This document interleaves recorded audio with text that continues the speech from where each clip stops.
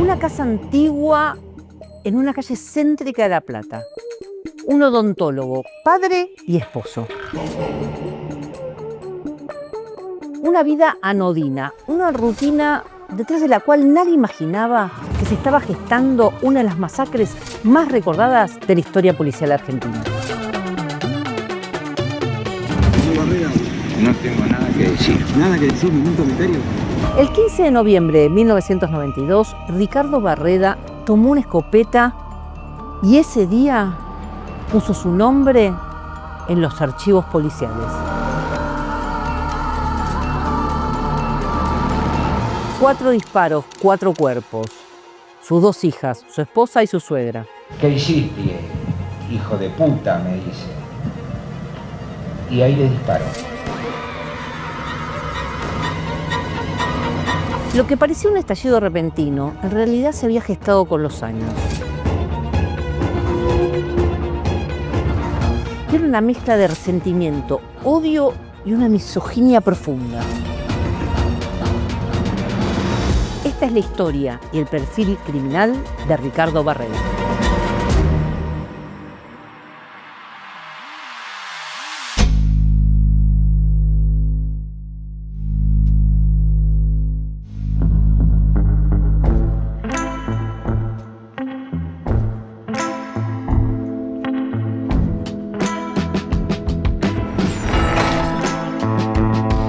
Robos reiterados calificados. Homicidio calificado. Ojos, avisores, mirada asesina.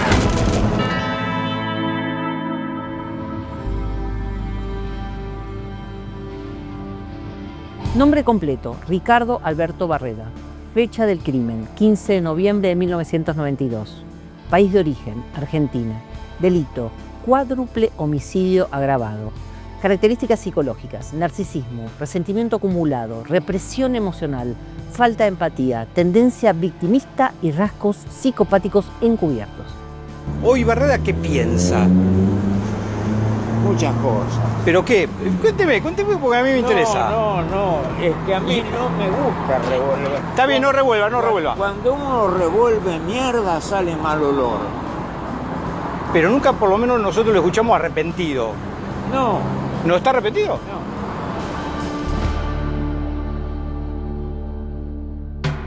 Barreda nació en 1935 en Parque Patricios, capital federal, y cuando era aún un niño se mudó a La Plata. Su padre, Felipe Barreda, era un mayor del ejército. Filomena, su madre, era ama de casa.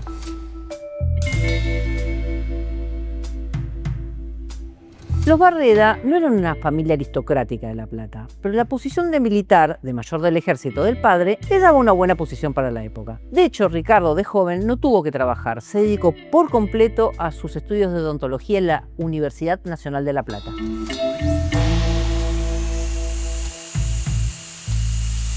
Felipe se había casado con Filomena luego de enviudar de su primera esposa, con la que tuvo 2 hijos. La historia de Felipe y Filomena no era una gran historia de amor. Se casó con esta mujer que era un poco la que hacía tareas de servicio doméstico en esa casa. Es como si hubiera desposado a la mucama. Él veía cuando el padre, un rudo militar, maltrataba a la madre, le tomaba de los cabellos y le metía la cabeza dentro de una tina de agua.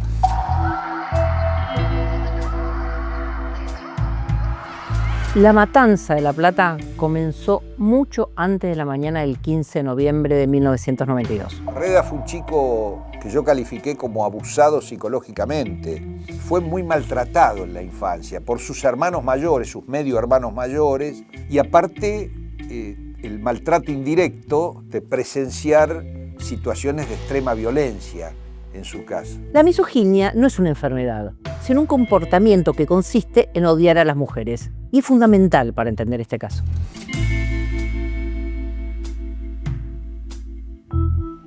Barreda era misógino con su esposa, Gladys McDonald, con sus hijas, con su suegra y también con sus amantes.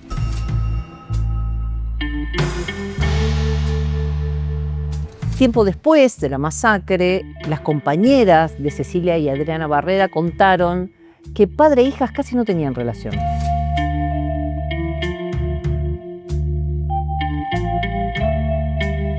Las chicas no hablaban de él ni bien ni mal, y Barreda nunca se aparecía por las reuniones de padres.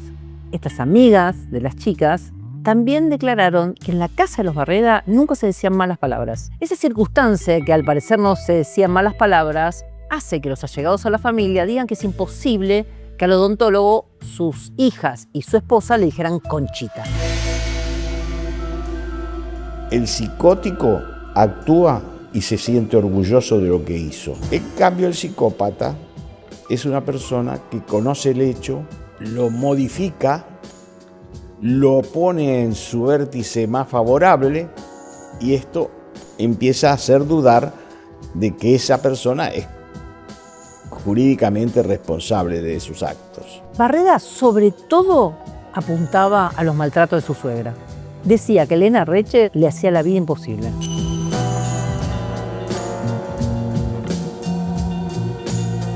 Según Barreda, una costumbre que él disfrutaba mucho de sus hijas era, hasta los 5 o 6 años, jugar a la pelota en el fondo de la casa. Él acusaba a su suegra de haberles prohibido a las chicas seguir con esa costumbre. Un día llego y digo, che, Cecilia, anda a buscar la pelota. Y mira, me dice, no, dice, las niñas no juegan a la pelota, esos no son juegos de niñas. A la flauta. Evidentemente parece que todo lo que yo le enseñaba estaba mal. Paradojas del destino, Barreda odiaba a su suegra, pero la terminó matando a ella, a sus hijas y a su mujer con una escopeta Víctor Sorasqueta que la mujer le había traído de un viaje de España.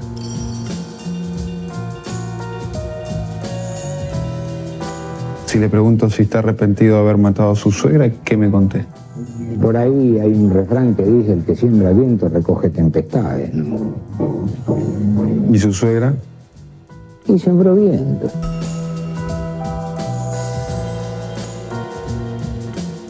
Miguel Maldonado es uno de los primeros peritos que intervino en la causa.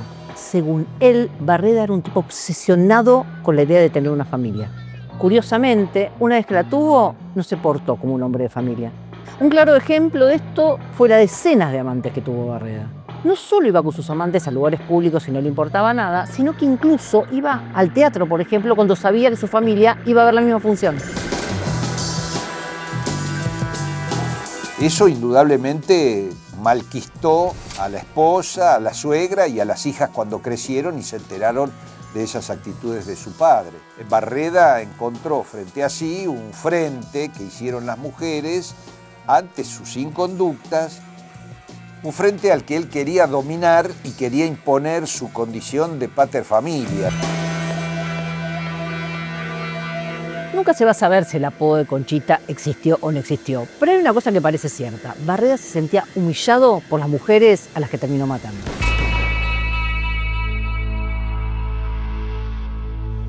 En las conversaciones siempre hubo un menosprecio de la imagen paterna. Madre hay una sola, eso, la frase me quedó acá. Padre es cualquiera.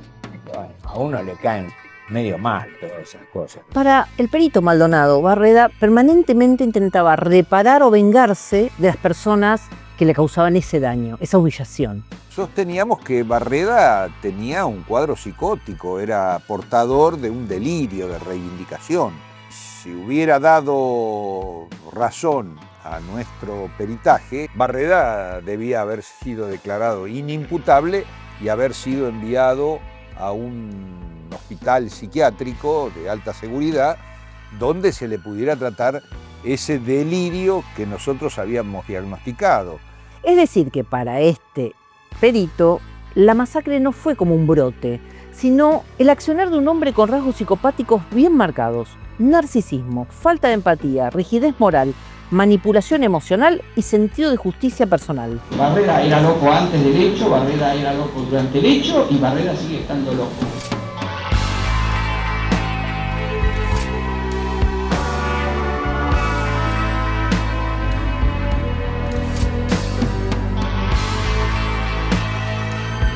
Claramente, para este perito, para Maldonado, Barreda era inimputable, porque era psicótico. Según él, el odontólogo tenía que ser encerrado en un hospital psiquiátrico y no salir de ahí nunca más. El tribunal no le dio la razón. El psicópata es emocionalmente irreversible. Está orientado hacia la autogratificación.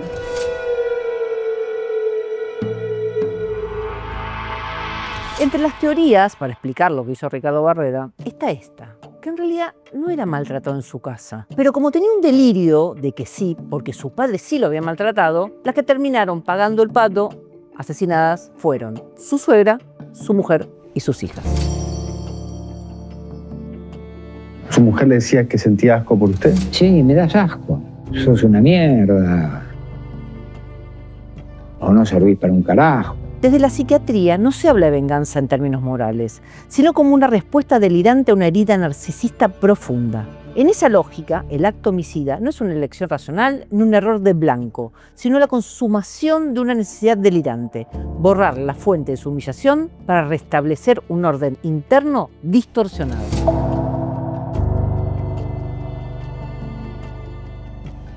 Él me dijo, no soy loco. Toda la culpa fue de ellas que no paraban de provocarme. Ahora no me joderán más. Barreda pensaba que su familia quería matarlo, que hacían magia negra para perjudicarlo. Incluso le atribuyó a su esposa y a su suegra una fractura de peroné. El odontólogo pensó que era resultado de una macumba.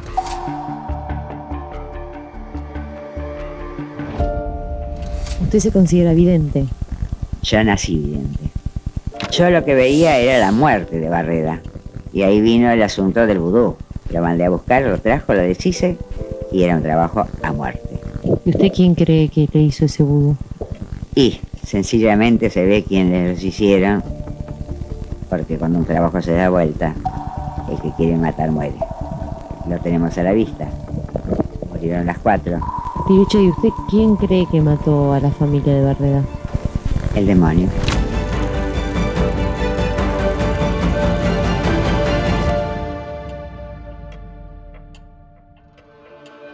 Barreda tenía una imagen para afuera de un tipo serio, culto, amable. Siempre trató también de tener una imagen muy alta de sí mismo. Luego de los crímenes, cuando se lo tachaba de loco o de inimputable, a él le molestaba mucho. De hecho, en su defensa, él siempre se planteó como el sano de la familia. Cuando yo le decía, vamos a ver a alguien para que nos ayude, necesitamos ayuda, somos una familia enferma. Anda vos, dice, el loco sos vos. 2 días antes de los crímenes, Barreda había ido a una charla sobre criminología en el Colegio de Abogados de La Plata. También había practicado tiro en un árbol. Barreda es un gran manipulador y ha manejado todo. Siempre supo lo que hacía. Siempre supo lo que hacía. Y por otra parte es la respuesta a su nivel intelectual. La cronología de los crímenes responde pura y exclusivamente a la secuencia que contó Barreda. El 15 de noviembre de 1992, a la tardecita, Barreda llamó a la policía y dijo que alguien había entrado a robar a su casa y que habían asesinado a las 4 integrantes de su familia. 4 mujeres fueron halladas muertas en el interior de su casa y fueron encontradas esta medianoche por el jefe de la familia. Su esposa, Gladys McDonald, de 57 años. Cecilia, su hija mayor, de 26 años, a la que él le heredó su vocación por la odontología. Adriana, su hija menor, de 24 años. Y su suegra, Elena Arreche de McDonald, de 86 años. ¿Se atendía con el doctor? Sí, tal es así que el día miércoles de la semana pasada yo estuve realmente atendiéndome con él. Así que no alcanzo a entender precisamente todo esto que ha ocurrido. Gente buena. ¿Las chicas de la odontóloga la trataban ustedes? Sí, macanudísimas. Las chicas muy buenas. Durante los peritajes de la policía forense, Barreda se mostró tranquilo. Ricardo Barreda sigue dando explicaciones a los funcionarios policiales tras el macabro hallazgo. Barreda, no tengo nada que decir. ¿Nada que decir? ¿Ningún comentario? ¿Tiene idea quién puede haber asesinado a su familia? ¿Estaba amenazado, señor Barreda? ¿Estaba amenazado, Ricardo Barreda? El señor Barreda es llevado nuevamente a la sede policial para seguir declarando sobre este cuádruple homicidio. El comisario Petty siempre sospechó que Barreda mentía. ¿De qué forma fueron ultimados? Bueno, la muerte se produjo en forma violenta. ¿Y cómo se encontró la casa? ¿Estaba en desorden? ¿Hubo robo? Hasta ahora no se ha podido establecer faltantes de elementos. ¿En calidad de qué está el jefe de la familia? Para prestar declaración testimonial. Petty le dijo que se había enterado, que sabía que 2 días antes él había estado en una charla sobre criminología e incluso practicado tiro en un árbol. ¿Cómo lo sabe?, le dijo Barreda. El comisario le dijo: se lo cuento a cambio de que usted me diga qué hizo con el arma con la que mató a su familia. Charla va, charla viene, el viejo truco de sacar de mentira verdad dio como consecuencia que Barreda confesó los crímenes.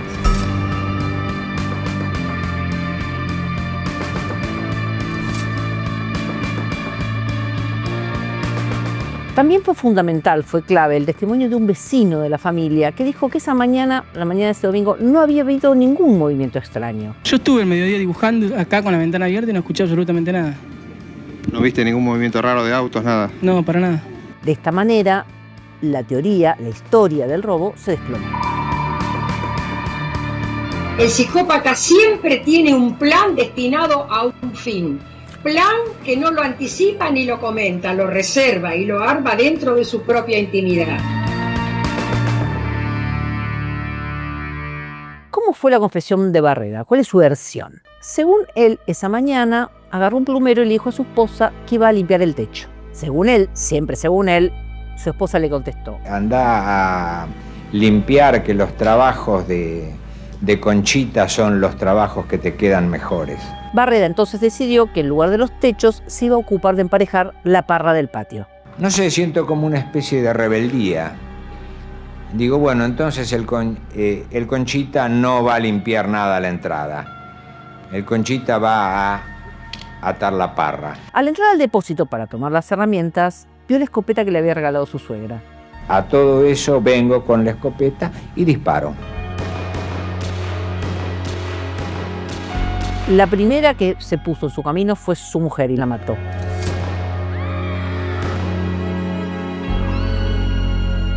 La segunda fue su hija menor, Adriana, y también la mató. Su suegra, al escuchar los gritos, bajó corriendo por las escaleras y fue su turno. La baleó a ella sin decir una palabra.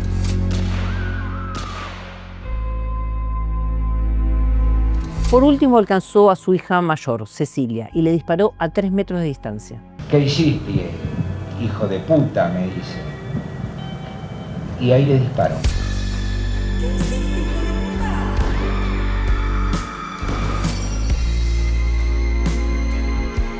Acto seguido desordenó toda la casa para, después decir que había sido un robo, se subió a su Falcon verde y se fue al zoológico. Del zoológico se reunió con un amante y luego fue a su casa, donde llamó a la policía.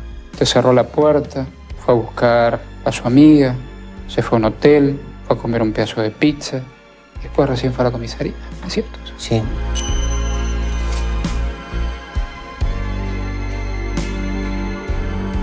La estrategia de la defensa, que era poner a Barreda como alguien inimputable, fracasó por completo.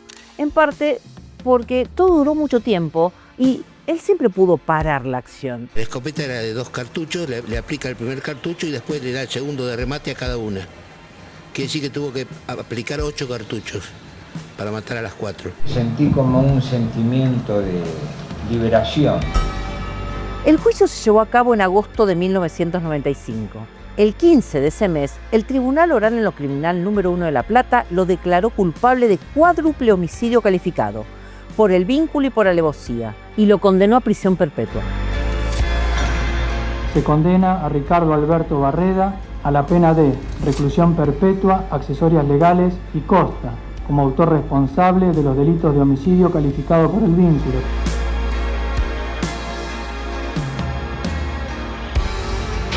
Estuvo en la cárcel desde 1992 hasta 2008. El personal penitenciario siempre lo describió como un hombre tranquilo, respetuoso, con el que no tuvieron problemas.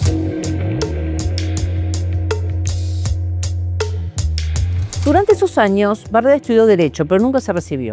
Estudié abogacía, lo hice para no tener tiempo libre, porque en el tiempo libre usted se pone a pensar y ahí pueden aparecer los fantasmas, eso que menciona. Entonces ahí es donde pueden aparecer los fantasmas. En la cárcel también conoció a Berta Pochi André, la señora que se lo llevó a vivir con él a la casa, por la cual le pudieron dar arresto domiciliario.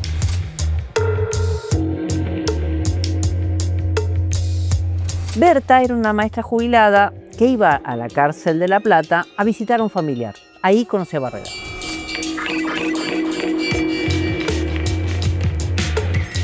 ¿Y cómo es eso de volver a confiar en una mujer y que una mujer vuelva a confiar en usted? Eso no es problema mío, eso es problema de ellos. ¿Y su novia confía en usted? Supongo que sí, si no, no vendría. ¿Y está enamorado?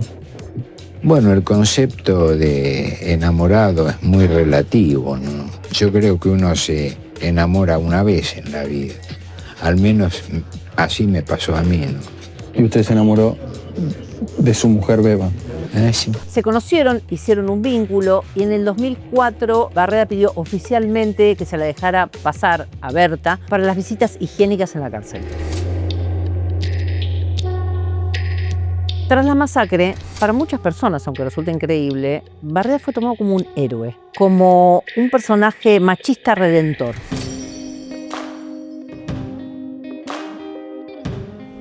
Esto es probablemente el detalle más perturbador del caso.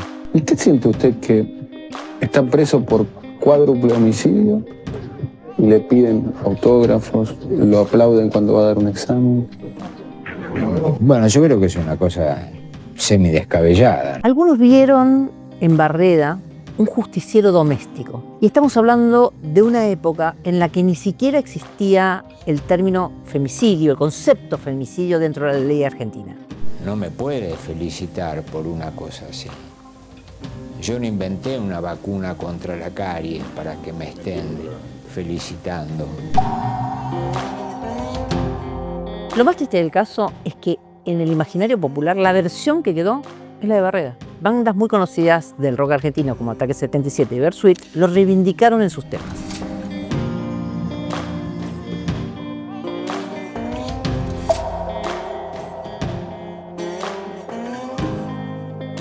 En 2016, un juez de La Plata dio por extinguida la pena y Barreda quedó en libertad.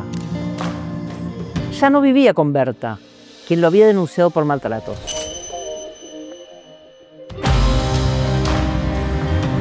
Se mudó a una casa en Talar de Pacheco, tenía 80 años, estaba absolutamente solo. Sus últimos años los pasó en pensiones baratas y asilos. Incluso se presentó con nombre falso en el hospital de Pacheco. Allí lo examinaron y le diagnosticaron Alzheimer.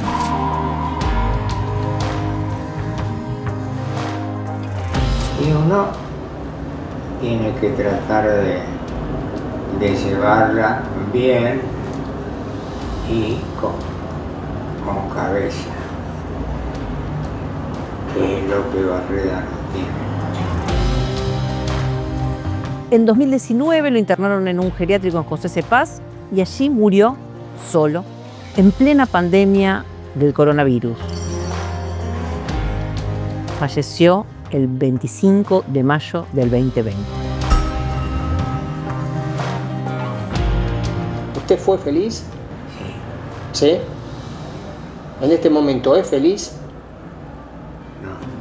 ¿Por qué? Porque pienso que fue una cosa muy difícil de superar para mí.